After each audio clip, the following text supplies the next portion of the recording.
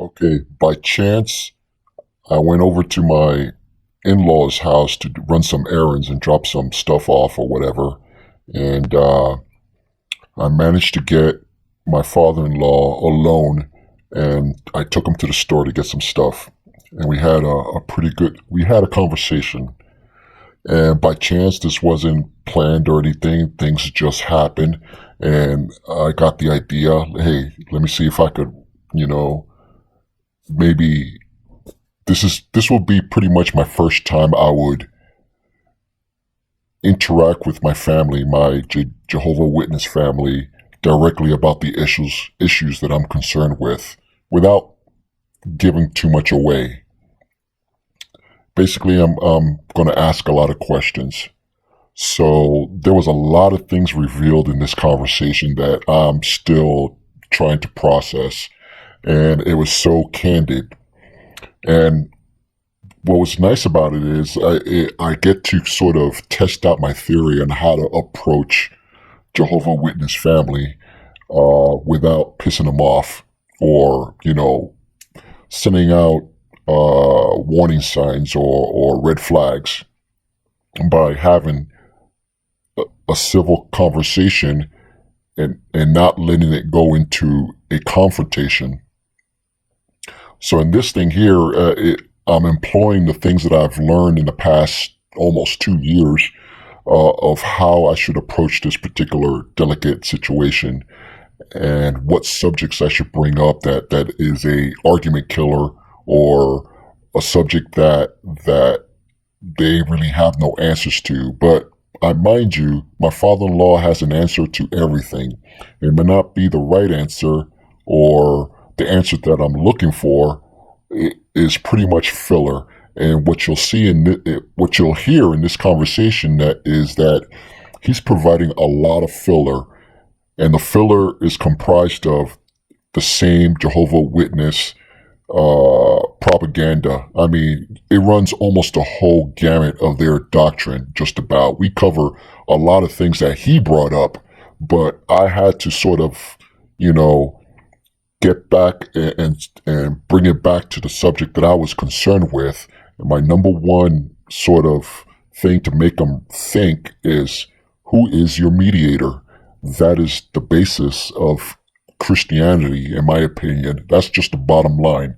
Jesus is the bottom line of everything.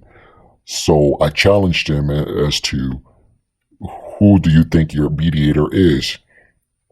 And you'll be surprised at the answers that I get. Is a lot of backpedaling, a lot of filler. I don't think the Jehovah Witnesses employ, like in another video that I mentioned, a technique called the OODA loop, which is basically the decision-making process of every human, and how if you want to sort of like throw them off course, you'll disrupt their decision-making process by having them react to something else that they're not prepared for, or they have to react, to that reaction. It's just a vicious cycle of, and actually the Jehovah Witnesses, they're masters at this without even knowing. I don't think it's a, technique or anything. I mean, just the dogma and the indoctrination and their way, it naturally makes them a good OODA loop disruptor. But I sling it right back to him with my sort of debasing, backpedaling, sort of having to put them nicely into a defensive mode, rather monopolizing the whole conversation with their talking points. And I've said this before, and I'll say it again. They are so predictable.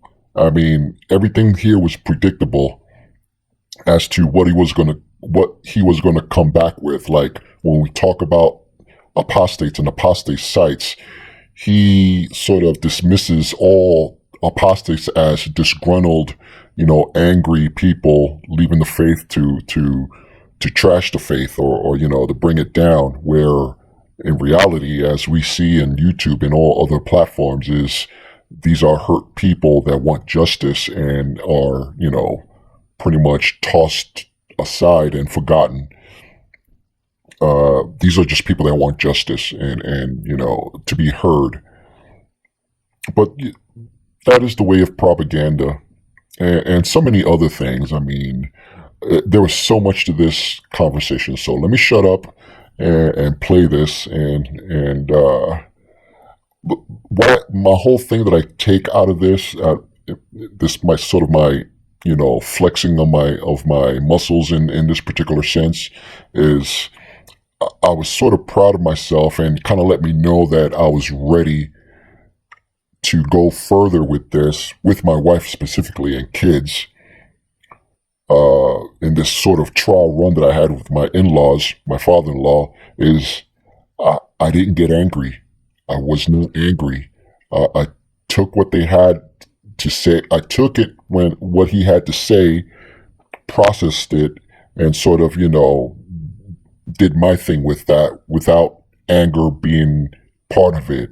And that wasn't so a year or two ago where, I would have gotten angry and probably escalated into name calling and things like that. But that is the key, in my opinion. And there's no silver bullet to unwitness to a witness or anything like that, or deprogramming or anything of that sort. I just want them to think critically and to ask the questions that needs to be asked, as I've asked in this video itself. And the key thing is to keep your cool, do not get angry, and just learn and dialogue. Keep the conversation going. Well, once again, I apologize for that episode I had, but... Oh, you know what? That was taken out of context with I don't know how she twists the story. I was just curious about the procedure. And I guess I was being insensitive because that's a serious thing for you guys, but... the brothers didn't give me a pass, so... Well, I knew they weren't because they were there, and, anyway... But no, I was more into the legalities of it because I got a copy of that. The ministry or the organization book. No, the other one, the Shepherd, the Flock of God book, your elders book. You have it? Yeah. How did you get it? Did you ever hear? Because it's supposed to be secret, huh? Well, it's confidential. No, it's not confidential anymore. They've got a new one now. They do, but it's very similar. Yeah, I got that too. But I mean, you can see that they're not left in the dark. The elders have a guideline to establish the cleanness of the congregation. Right. I just thought it was kind of weird that it was kept from the rest of the people. It's there. Not really. Yeah, they are. Well, everything that's in there is published in the Watchtower. Everything. But there's some double standards in there. What do you see? What do I see? In the case where if there's a thing of what do you call that? Cheating spouse. Yes. The husband, when he's questioned or whatever, he could know of the female spouse infidelity. The elders would tell him, because he's the head, I guess, or whatever. Right. But it's not true the other way around. The husband is supposed to. The elders won't tell her of the male infidelity, and just little stuff like that. There's a lot of double standards in there. Now I was reading it. That's interesting. You see it though. And child abuse. I know they came out with an article before, and I read it, and I compared it to what they have. 2 big chapters on it now. And in the magazine that they give to the public, they say that the elders are now required to tell the congregants in the hall that if there's somebody there that's a child molester or whatever, to protect their kids. But the book says do that only after consulting the service branch in New York. Right. So they've paid out a lot of money. I know it. And what do you call it? It's all over the news. That's how I got the copy of it, because on the internet, and heard of the Australian Royal Commission? No? Oh yeah. There are some sites that are, anti-organization. No, this is Australian government. What do you call it? It's kind of like their congressional hearing. Oh. And they investigated all the churches in Australia, all of them, Catholics or whatever, and they had a big one with what's his name? Jackson. Michael Jackson? No, not Michael Jackson. The governing body, one of them. His name is Jackson. Oh, Brother Jackson. Yeah. Well, not Samuel Jackson, but he's one of them, one of the 8. Yes, he's one of the governing body. Yeah, he was subpoenaed, and they got him on film on there. And they were questioning him and stuff like that, and the shepherding of the Flock of God book, the old one, was like state evidence. So I just picked it out of their website, so I know it's not a fake or anything. Right. It's right from the government. That's what it's called, shepherding, because I was in Oldham for 13 years, I know. Oh yeah, so I got a copy and I started reading that. I kind of like to know what's going on behind the scenes instead of what I'm being told. So, well, that's actually critical thinking, isn't it? It is. Yeah, I mean, you're just going to sit there blindly and accept everything that comes down. Yeah, and off the platform. And quite frankly, some individuals have expressed things off the track. And the regular publishers would never know about it, right, or realize it, but the elders would know. Right, I get that. Then he would be counseled privately. Yeah. And doesn't the Bible say that everything should be brought out in the open or whatever? So it says everything. I'm gonna turn around. Yeah, everything under the sun is going to be revealed. Exposed, yeah. So I'm like thinking, okay, the biggest. It's kind of like a political party to me. I'm not making fun of your religion or anything like that, but you know how politicians are. They say something and do the other. Well, with me, it's like, okay, so if everything's supposed to be exposed under the sun, why is this in secret? Where even the Jews and the first century Christians, everything was brought out in the open, and I know there's a few. I'm starting to read the Bible as well. Yeah, there's a governing. The Christian congregation has a governing body. The apostles that were. That's not on the Bible, though. It is. There's no. Well, it is. It's in the Book of Acts. They're called a governing body. In your Bible, but in all other translations, it doesn't. But basically, it'll say that, because if you compare it with the King James for our Bible, you can go line for line with the King James, the American Standard, the Byington translation, and other translations. Word and all that. Yeah. But the thing is that they had a governing group. There were brothers that they argued. Elders. Yeah, they argued the circumcision. Remember, there's a situation in the Bible. Yeah. That was a big controversy, because the new ones coming in that were not Jews, well, the Jewish guys were insisting that these new guys get circumcised, right? Yeah. And so, man, they had a big powwow on that, right? And then they decided that they can't be forcing. Yeah, but I don't think Paul was there when that happened, though. He was still traveling. I would have to read up on that. You have to read the Book of Acts on that one. But the thing that was interesting about that is that when they were trying to decide that case, right? Peter was the one that was kind of with the Hebrews, and he was insisting with them. He had like fear of man. Right, right. He was going still under the law, where Paul was saying no. They're not under the law anymore. Right. It's principles, right? And so the principle of circumcision is circumcision of the heart. Right, a circumcised Jew, that was an act that encompassed their loyalty. The Jews were in faith by physical circumcision, where the Gentiles were spiritual circumcised. Right, and they made that difference. Exactly. Yeah. And then, in today's world, most of us guys are circumcised, because it was determined medically years ago that circumcision was a little cleaner. Rather than pulling back the foreskin all the time. Dirt and dust used to get up in there, and Right. right? That's but I'm not, so I know the oh, you're not. yeah. So that's the father-in-law, guys. He went inside the Quickie Mart here to get something. So we'll continue this conversation here, and I'm going to ask him the one question that and you could tell he's a company man. I mean, he's just throwing out all the propaganda things that we've talked about before. So that's kind of telling there.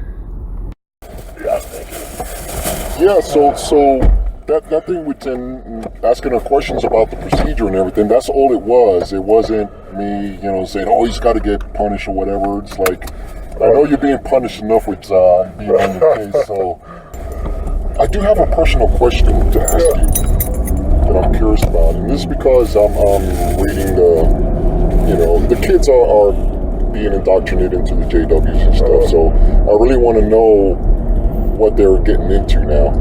Take a more hands-on sort of thing with them. And I read, okay, well, the question is Jesus your mediator? Yes. He is?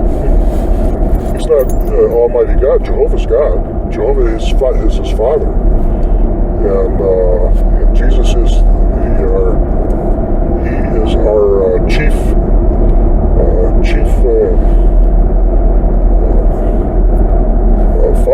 he's your front man or whatever. Yeah, well, he's the head. Head of he's the church. Perfecter. He's the perfecter of our faith, right? Because he's God's son.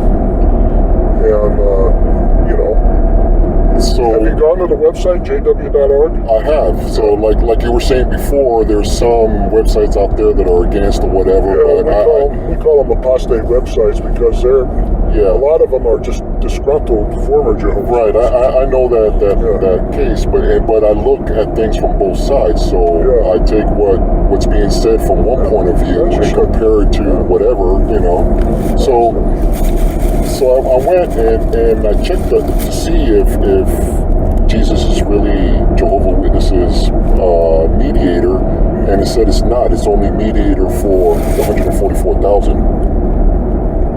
Well, that's not true. It's on your website. I know, but you have to understand, in order to understand the Bible was written for the 144,000. And we are called the other sheep. Because there's two hopes in the Bible. That I know, yeah. A heavenly hope and an earthly hope. And so, how do the 144,000 know they're part of that number? Well, some people... they got a tingling or something, or... Well, some of them mistakenly feel they got it. But I got issues with that too, because... Okay, everything it evolves around 1914, but Jerusalem really was destroyed in 587 BC, not 607. No, just Jerusalem was destroyed in the year 607, supposedly. Well, it's been destroyed a couple times. Well, yeah, I know that. Well, after Jesus died, but the year 60 of our common era. 70 was when Rome destroyed destroyed Jerusalem. That was the second one. Yeah. But Jesus was in 36 or whatever. But the society says 607. But that's correct. History says is 587. There's no historian out there that would say. Well, there's a way to. Obviously, you got. Learned men that are looking into the numbers, right? No, but so the difference between 607 and 587 or whatever is minuscule. And can a mistake be made in how the numbers are calculated? It's true, but the point historically is Jerusalem was destroyed in 607. But it was by Cyrus the Persian, or Nebuchadnezzar. The Babylonians. Yeah, I know that story too. Yeah, but anyway, but the thing is, you guys are going around telling people that Jesus is your mediator, but he's not. He's mediator to the 144,000. Actually, he is our mediator by extension. Yeah, but the Bible doesn't say that. It says explicitly. Paul says Jesus Christ is mediator for all of mankind, and so and there's 3 more passages in the Bible that still says that Jesus is mediator from all. So, when you guys go preaching to everybody that, this, that, and the other, you guys are preaching that he is, but the society actually says he's not. So that's kind of like lying to the public out there. They're not saying that. I don't. You'd have to show me where you read that. Just look it up on jw.org. Just write in questions from readers. Okay. Is Jesus your mediator? And they gave the whole explanation there, and they're trying to kind of explain it in a way that Moses was mediator for the Jews, so that's a legalistic explanation. Yeah, Moses was. They applied that to Jesus, but actually, Jesus is called in the Bible the Greater Moses. Right. I know that, and among many other things, but Well, I'll tell you when it comes. Lots of contradictions there. So recent for the past year, I've been reading the Bible exclusively, and then comparing things back and forth. Well, what we really believe when we go to the door. If we believe that people, if they will read the Bible, will learn the truth. Right. Well, that's why I'm coming up with these questions. That's great. My girls will more than likely probably be doing that. Yeah. But the thing is, they're going to be, according to the Bible, them spreading that other, which there's got to be only one right story. They have to get it right, because then their salvation is in jeopardy. There's not 100 roads to the truth. There is only one road, really. And I think the problem for mankind is determining what that road is. Determining how am I going to find the truth? Right. Well, by reading the thing itself. Okay, but I got to get back really quick. Oh, are you leaving? Yeah, we got we got the lady come over to sign the paperwork and stuff. And since I was coming here just for a little bit, I was going to just, bing, bang, boom. Yeah, and I figured I'd bring the girls for a little bit. That was a mistake. Well, that's good. We'll talk some more. Yeah. I mean, the thing, I mean, it's cut and clear to me. The Bible's really clear, and from what I see, the Watchtower convolutes a whole lot of the stories. In my opinion, that's my opinion, my interpretation. Entitled to that. The faithful and wise slave. I mean, they got that out of a parable. To me, I see that as a parable, not as prophecy. Well, the faithful, Well, that was an illustration in the gospel. Right. I read that too. That? Yeah. Okay, I'm comparing it to what you guys say on your website. Yeah. And also on your broadcast thing. What's his name? Loesch. Oh, Garrett Loesch. Yeah. He came up in one of those things saying that we are infallible and not inspired by God. If that's the case, so how do you know that you're 144,000 selected if you're not inspired? How is all these interpretations back when? And what presentation was that? What month?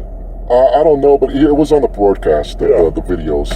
You can see it on YouTube. I mean, you just bring it up and it comes up all everywhere. Yeah. And what's his name? Not Samuel Hurd, but the guy from Australia. Jackson. Yeah, he said that it will be presumptuous for us to say that we are the only channel of communications between whatever. He actually said that on film, and that's not exactly what they are telling the rest of the people. You know what I'm saying? It's like you tell the secular authorities, which were under oath. Right. To tell the truth and nothing but the truth, but saying this thing, but you're telling these guys something else, and so, it's kind of disconcerting there, I mean. Well, I'd have to look at those things over, But, the thing is as we look around the world today, it is a screwed up situation in the world, isn't it? With all the wars everywhere and the discontent, I mean, it's but traveling all around the planet. Really. True, but we're all, like they say, there will be wars and rumors of wars, and if you compare it to history, we actually, I know this. If you look at it statistically, we're actually having less and less wars and less crime and better depending where you live. Yeah. It's not perfect, like you said, Hey, it's Grandpa coming? It's just interesting comparing all that stuff. Just talking to your daddy. Now that I'm taking a good critical look at want you to keep doing that for sure. Yeah, I will. Yeah. I definitely will. You're gonna make me have to do some research. Yeah. I got the books, the old books that Russell had, like history and all that. Yeah. He's got some pretty wacky stuff out there. Well, there's some heavy duty stuff. Yeah. Okay, well, you guys have a good Sunday. Yep. Well, I think I held my own pretty good there, considering a well-seasoned, we're talking about between 65 and 75-year-old JW that's been in for at least 50 years, at least. Elder for 13 years, seasoned company, man. But I think he's been out of the game for quite a while, so it's a perishable skill, I guess, to be, defending their faith, according to their dogma. Personally, I wanted to stick to just one subject, and that is the subject of, is Jesus your mediator, and sort of expound from there, because that, to me, that's the pivotal sort of point about all this. But he threw everything in the book at me. As you can see, the subjects went from one extreme to the other with a lot of predictable sort of talking points that, they will bring to the door or to the cards or something to that effect at me. And I've heard all this before, and I sort of, not all of it, but some of them I did have a comeback to, at least to diffuse their talking point, especially the one about, what terrible things going on in the world is just getting worse, and statistically it's not, and I could prove that. And many other points as well. And that's from 2 years of deep study into their tactics, their talking points, kind of like their little book of that they use on the public a lot, reasoning from the scriptures. It's a playbook on how to sort of, talk down, talking points that a householder or a regular person, a worldly person will bring up against their dogma.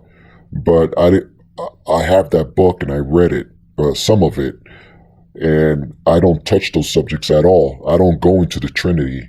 I don't go into God being, Jesus being God, and the blood issue, birthdays, all these other silly sort of, argument points that leads to nowhere, which I think is by design from, the Watchtower Society to just stick to those mundane subjects that they're well skilled, well practiced on.